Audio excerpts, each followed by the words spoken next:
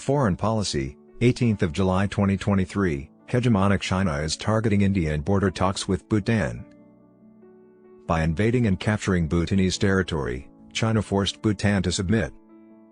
The nations between China and India are becoming more strategically significant as tensions have risen in recent years.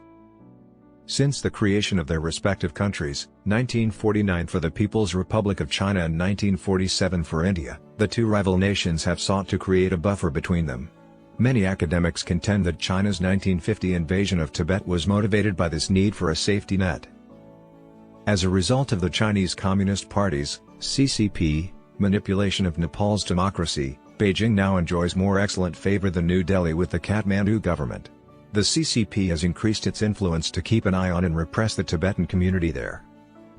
In recent months, China has also focused on its long-running border issue with the Kingdom of Bhutan in the east. China is aiming to enter negotiations with Bhutan to legalize its ill-gotten gains after years of so-called salami slicing along their shared border, as reported in Foreign Policy. This tactic resembles China's playbook along its border with India and the South China Sea. The strategic significance of Bhutan's contested regions to China-India relations is distinct. In the event of a military battle with New Delhi, Beijing would have freer rein to mobilize and more entry points if it controlled the disputed Doklam Plateau. Therefore, any discussions between China and Bhutan are not merely a bilateral matter but a component of a Chinese plan to acquire a significant advantage over India. A decision made by the CCP and the Bhutanese government would be felt throughout India, endangering regional stability and intensifying the conflict on the Sino-Indian border. The Quadrilateral Security Dialogue, an Indo-Pacific alliance that comprises Australia, India, Japan, and the United States, must pay particular attention to the matter.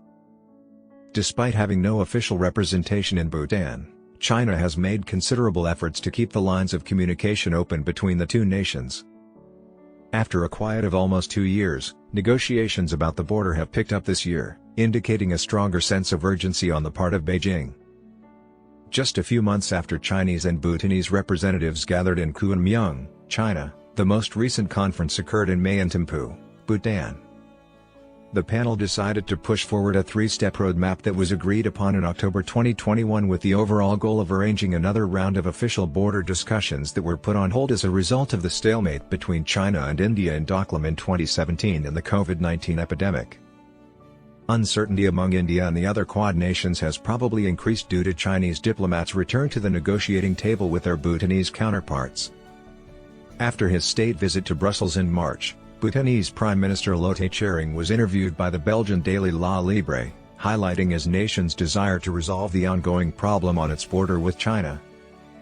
Unsurprisingly, the report was picked up by Chinese state media to increase pressure on India. The Global Times identified New Delhi as the main obstacle to resolving the conflict. But settling the border dispute between China and Bhutan is difficult. With Doklam in the west, the sacred Buddhist region of the Bayo Khenpajang in the north, and the Soktang Wildlife Sanctuary in the east, China now asserts ownership over areas in 3 different geographic regions. The wildlife refuge, which is not border-related, was only included in Chinese requests in 2020. These allegations highlight Beijing's bad faith negotiating, which has hampered bilateral negotiations since they started in 1984. It is obvious why neither party has advanced in negotiations despite repeated meetings over the years. China has proposed a land swap with Bhutan since 1996, hoping to give up its claim to contested areas in the north in return for Bhutan giving up more strategically significant territory in the west. Beijing still has its sights set on Doklam because it is strategically important and would provide the Chinese People's Liberation Army with a tactical advantage. Doklam connects Tibet, Bhutan, and India. China pointed out that the land in the north was significantly more significant than the territory it desired to make this an alluring proposition. The initial offer almost worked, but in the end, the 1996 negotiations failed. After Bhutan's steadfast reluctance to accept the treaty, China may have added the Soktang claim to signal how far it will go. China, however, has intensified its coercive tactics and chosen more innovative ways to achieve a breakthrough.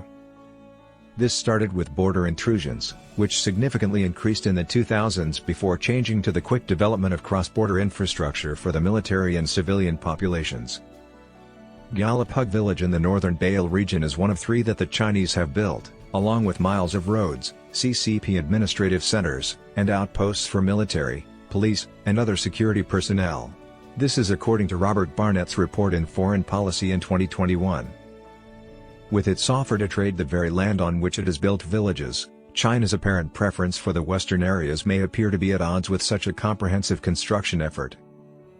However, this viewpoint is incorrect because the CCP's main goal appears to be to attack the foundation of Bhutan's Buddhist culture, not to conquer and entirely occupy Bhutanese territory. According to Barnett, the likelihood of Bhutan relinquishing the Bail region, a place of significant cultural and religious significance, is equal to that of Britain giving away Stonehenge. Instead, the quiet occupation aims to exert pressure on Bhutan's government so that it will be more willing to talk about the future of Doklam. Doklam's situation is ultimately a trilateral issue. Since their 1949 Friendship Treaty, which gave India authority over Bhutan's foreign and defense policies, Bhutan and India have had a special bond. This bond persisted even after the treaty's relaxation in 2007.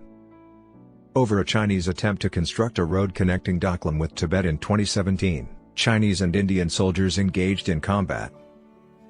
Both China and India are vulnerable in the contested area. Doklam is bordered to the south by the Siliguri Corridor, a narrow strip of territory that links central India with its northeastern provinces. It is the sole land path for Indian troops to enter areas like Arunachal Pradesh. It was a critical theater of battle during the Sino-Indian War of 1962 and has seen recent fighting between the two armies. In a similar vein, China sees a weakness in the Chumbi Valley to the north of Doklam, which is frequently referred to as a Chinese dagger into Indian territory, as the ancient entrance to Tibet is susceptible to a pincer movement in which Indian troops could attack from both Bhutan and India at the same time.